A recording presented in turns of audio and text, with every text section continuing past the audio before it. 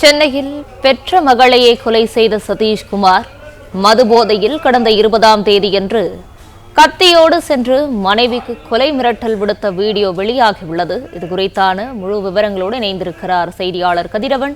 கதிரவன், விவரங்களை வழங்கலாம். சென்னை பெரம்பூர் மங்களபுரம் பகுதியைச் சேர்ந்த ரெபேக்கா என்ற 27 வயது பெண்ணுக்கும் அயனாவரம் பகுதியைச் சேர்ந்த சதீஷ் என்ற 35 வயது நபருக்கும் கடந்த 10 ஆண்டுகளுக்கு முன்பாக திருமணம் நடைபெற்றதாகவும் அவர்களுக்கு 7 வயதுல ஒரு மகள் இருப்பது தெரிய வந்தது. இந்த நிலையில இன்று காலை ஆலந்தூரில் இருக்கக்கூடிய ஒரு தனியார் விடுதியில அந்த 7 வயது மகளை சதீஷ்குமார் மது போதையில் கழுத்தை அறுத்துவிட்டு தானும் உயிரை மாய்த்துக் கொள்ள முயன்றிருக்கிறார்.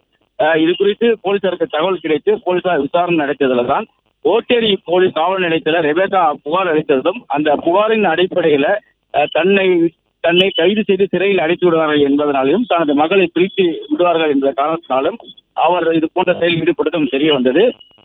குறிப்பாக கடந்த 20ஆம் தேதி அன்று மங்களபுரம் ஹவுசிங் போர்டு வசூலிய ரெபேக்கா வீட்டுக்கு கத்தியோடு சதீஷ் சென்று அவரை கொலை மிரட்டல் விடுத்திருப்பதும் அந்த கொலை மிரட்டல் தொடர்பாக காவல் கட்டுப்பாட்டு அறைக்கு தகவல் தெரிவித்த போதும் சதீஷை கைது செய்யாமல் காவல்துறையினர் விட்ட காரணத்தினாலும் அதே போல 21ஆம் தேதி காலையில மீண்டும் ரெபேக்காவை சதீஷ்குமார் மிரட்டிய போதிலும் போலீசார் நடவடிக்கை எடுக்காத நிலையில தான் இந்த கொலை சம்பவம் நடைபெற்றிருப்பதும் விசாரணையில் தெரிய வந்திருக்கிறது.